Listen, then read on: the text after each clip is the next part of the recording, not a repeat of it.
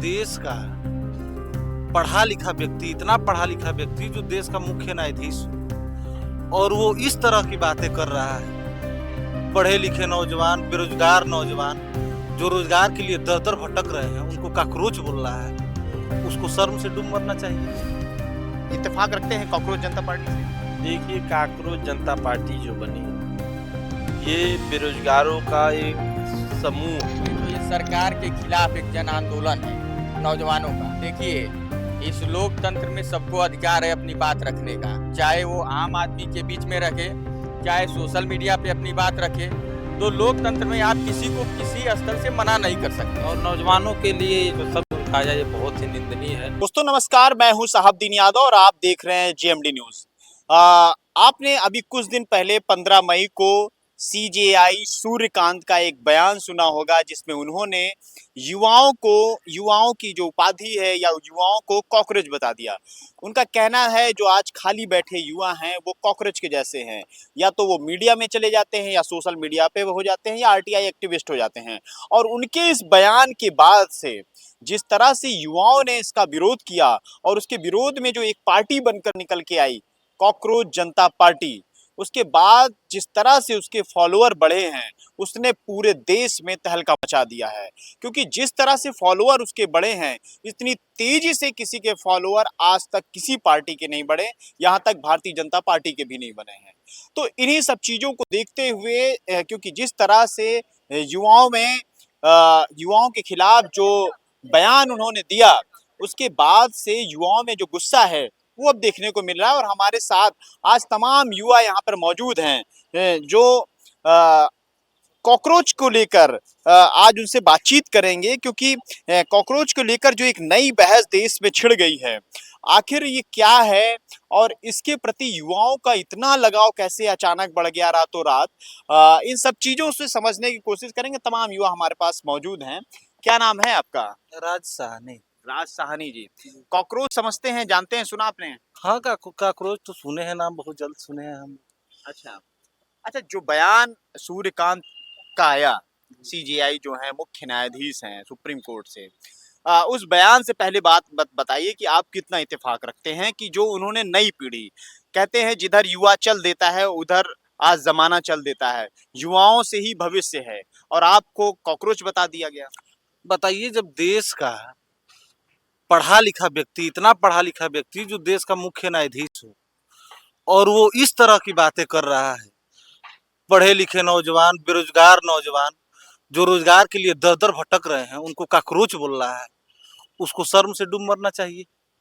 ये जो अब ये भारतीय जनता पार्टी की सरकार में जितना पेपर लीक हो रहा है, नीट का पेपर लीक हुआ, चाहे बहुत सारे पेपर लीक हुए, और वो नौजवान जो बेरोजगार है वो काकरोच हो गए। तुम कीड़े मकोड़े के समान नौजवानों को समझ रहे हो। यही नौजवान आग बनकर उबलेंगे, और ये जो सत्ता शासन में बैठे लोग हैं, उनको आने वाले चुनाव में उखाड़ फेंकने का काम करेंगे। अच्छा, कॉकरोच जनता पार्टी से आप कितना है उनकी उनकी वो जो एक लिस्ट निकल के आई, जिसमें वो दावा कर रहे हैं कि जो नौजवान हैं उनके पेपर लीक हो रहे हैं, तमाम वो मुद्दे उठाएं जो नौजवानों के हैं। उनका जो घोषणा पत्र आया वो आपने देखा होगा। तो वो उन मुद्दों को उठा रहे हैं जिन मुद्दों से पार्टियां या तो छूने से बच रही हैं या लोग बच रहे हैं, लेकिन युवाओं के मुद्दे हैं। तो उन युवाओं के मुद्दों को लेकर आप कॉकरोच से आप कितना प्रभावित हैं? देखिए, यही भारतीय जनता पार्टी की सरकार ने कहा था कि जब हम सत्ता सरकार में आएंगे तो नौजवानों को 2 करोड़ रोजगार देने का काम करेंगे। आज भारतीय जनता पार्टी की सरकार क्या कर रही है? जो नौजवान रोजगार मांगने जा रहा है उसको लाठियां बरसाई जा रही है। जो नौजवान अपने हक अधिकार की बात कर रहा है उस पर मुकदमे लाद दिए जा रहे हैं। और बताइए, मुख्य न्यायाधीश पढ़ा लिखा एक व्यक्ति होता है, वो एक कीड़े के समान नौजवानों को बता रहा है जो बेरोजगार हैं, रोजगार के लिए दर दर भटक रहे हैं। एक तो तुम भर्ती नहीं निकाल रहे हो, और भर्ती भी निकल रही तो सब पेपर ही लीक हो जा रहा है। तो उसी लीक को बंद करने के लिए नौजवान आने वाले चुनाव में इस सरकार को उखाड़ फेंकने का काम करेंगे। कॉकरोच जनता पार्टी जो निकल कर आई है युवाओं के बीच में, काफी लोकप्रिय है। लोग उसका काफी समर्थन कर रहे हैं। उसके फॉलोअर जिस तरह से बढ़ रहे हैं, उससे जो मौजूदा सरकार है काफी चिंतित है और तमाम युवा हैं। आप इत्तेफाक रखते हैं कॉकरोच जनता पार्टी से? देखिए, काकरोच जनता पार्टी जो बनी है, ये बेरोजगारों का एक समूह और जमात है।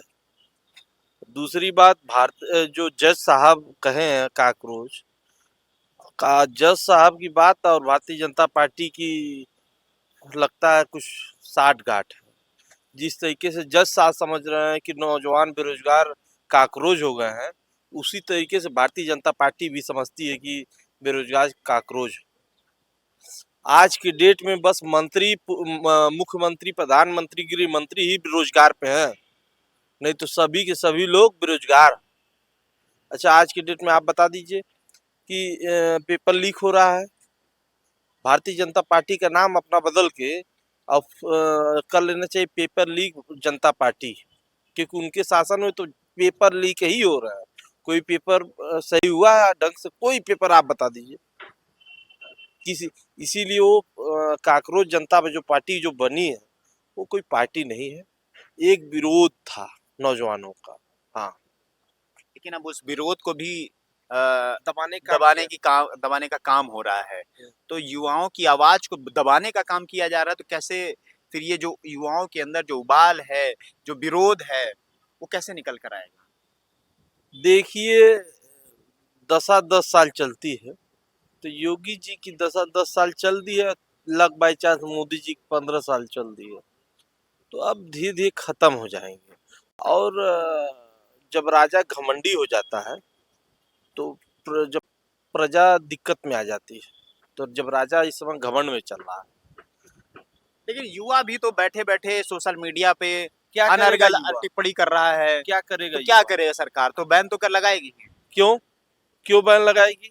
अगर ये बता दीजिए कि युवा रोड पे आएगा तो उसको जेल भेजने का काम करेंगे। युवा अगर किसी चीज का आंदोलन करेगा तो उसको जेल भेजने का काम करेंगे। तो भाई, जो हाथ में है उससे अपना विरोध प्रदर्शन कर रहे हैं युवा। आखिर क्या करेगा युवा? रोड पे आएगा तो दिक्कत होगी, जेल भेज देंगे। हम लोग आज एक भी अगर मैं नेता हूँ, मैं समाजवादी पार्टी की राजनीति करता हूँ, अच्छा, मैं अगर कोई आंदोलन के लिए कर देता हूँ तो हाउस अरेस्ट कर देते हैं। तो राजनीति और लोकतंत्र में विरोध प्रदर्शन है कि नहीं? विरोध है ना। बिल्कुल है, बिल्कुल है।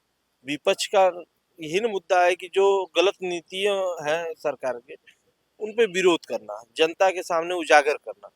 लेकिन सत्ता के लोग, पुलिस प्रशासन के लोग उसको दबाने का काम करते हैं कि नेता घर से ही ना निकले। अगर ना घर से निकलेगा ना विरोध प्रदर्शन हो। आज के डेट में बता दीजिए, आप उंगलियों पे गिन देंगे कि कितने काम किए। कुछ नहीं काम किए हैं योगी सरकार ने। 10 साल से सरकार में है, हाँ। ऐसे थोड़ी ना है। और लगातार मार्जिन से आ रही है। मार्जिन से आ रही है, सुबह से लेकर शाम तक चीलम पीने का काम होता है। कोई ऐसा उनका स्टेटमेंट और कोई ऐसा काम जो है जनहित में नहीं हुआ। ये बता दीजिए कि योगी अब सरकार आपके बगल में ही लोक भवन है, अभी कल या परसों कितने लोगों को नियुक्ति पत्र बटे हैं और आप कह रहे हैं कि कुछ मिलता ही नहीं है। कितने बटे हैं बताइए? आप गिनती, आप न्यूज में कवर करने गए होंगे पत्रकार महोदय। 100, 200, 500, हाँ, भारी संख्या में लोग थे। 1000 नहीं, 1000 मान लीजिए।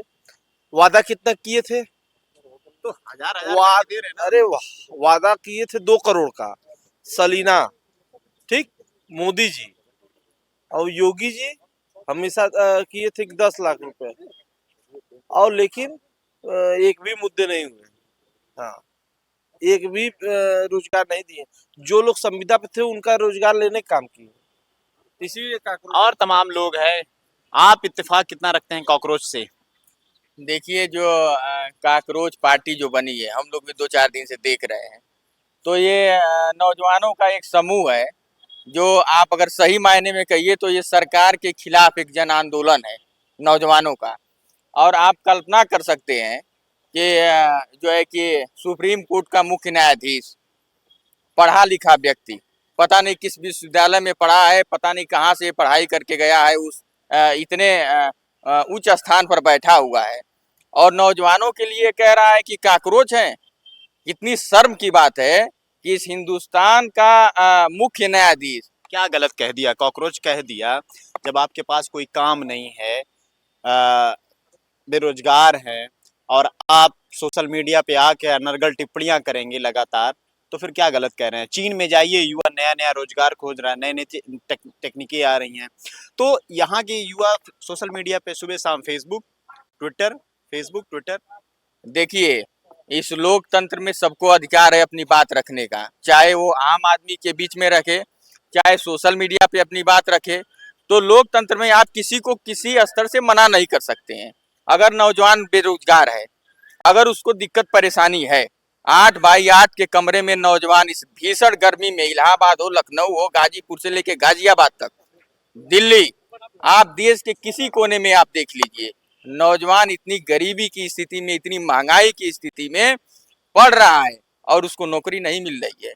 नीट का पेपर आपने देखा होगा, नीट का पेपर करोड़ों लोगों ने भरा, लेकिन नीट का पेपर आउट हो गया, लीक हो गया। आखिर ये बताइए नौजवान करे तो क्या करे? नौजवान लिखे भी ना, नौजवान बोले भी ना, नौजवान अपनी बात को रखे भी ना, नौजवान आंदोलन भी ना करे, तो आखिर नौजवान के पास रास्ता क्या है? जज साहब बताएं कि आखिर नौजवानों के पास रास्ता क्या है?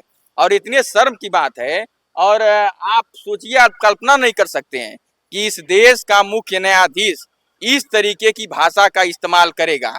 और बड़ी शर्म की बात है कि इस देश में इस तरीके के लोग इतने बड़े पदों पर बैठे हुए हैं जो इस तरीके के अनर्गल बयानबाजी कर रहे हैं। आप कल्पना करिए कि आप जब सारी संस्थाओं से आपका विश्वास उठ जाता है तो आपका न्यायालय है जो आपको न्याय दिलाता है, आप न्यायालय में जाते हैं, लेकिन आज न्यायालय का मुख्य न्यायाधीश इस भाषा का इस्तेमाल कर सकता है। इस हिंदुस्तान में इस तरीके की चीजें कभी नहीं हुई हैं और आने वाला वक्त अगर लोग नहीं संभले, नौजवान नहीं संभला, तो आने वाला वक्त बहुत कठिन होगा, बहुत दुर्भाग्यपूर्ण होगा। और इसी में, इसी देश में एक बार फिर से गांधी का जन्म होगा, इस देश में फिर से बिरसा फूले अंबेडकर का जन्म होगा, जो इस हिंदुस्तान के नए इतिहास को लिखने का काम करेंगे।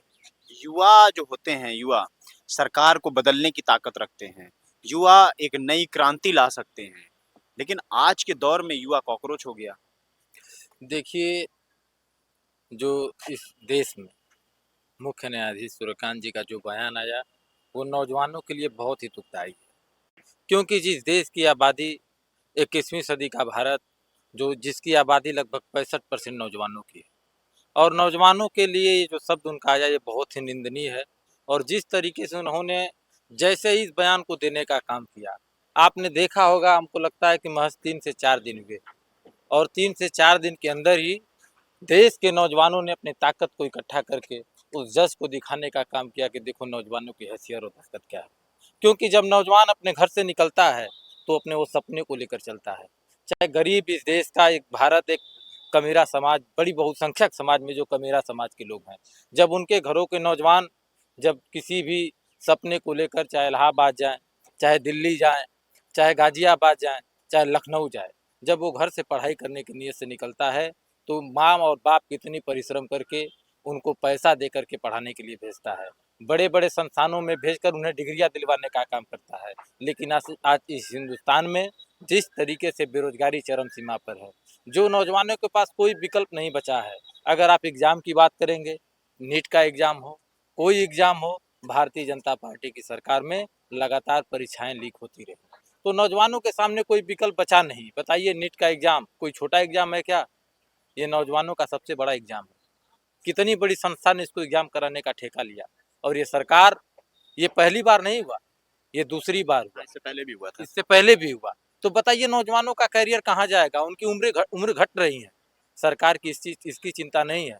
जज इस पे नहीं जजमेंट दे सकता है कि नहीं, सरकार की परीक्षा कराने की जो कंपनी है उसको सीज कर दिया जाए, लेकिन जज को इस बात की चिंता है कि नौजवानों को कॉकरोच बनाने का काम किया। बताइए कि जो नौजवान घर से निकलता है, सपने को लेकर चलता है, जब वो घर से निकलता है तो सिर्फ वो अपने सपने को लेकर नहीं चलता है, वो इस देश के विकास में अपनी भागीदारी सुनिश्चित करने के लिए निकलता है और देश का नौजवान ही अच्छे देश का निर्माण करने का काम करता है। लेकिन जज साहब को शायद ये मालूम होना चाहिए कि एक नौजवान का दर्द क्या है, क्योंकि वहाँ कॉलेजियम सिस्टम नहीं चलता है कि जज का बेटा ही जज बनेगा। वहाँ एग्जाम देकर लोग जाते हैं और एग्जाम जब पास करते हैं उसके बाद नौकरी पाते हैं।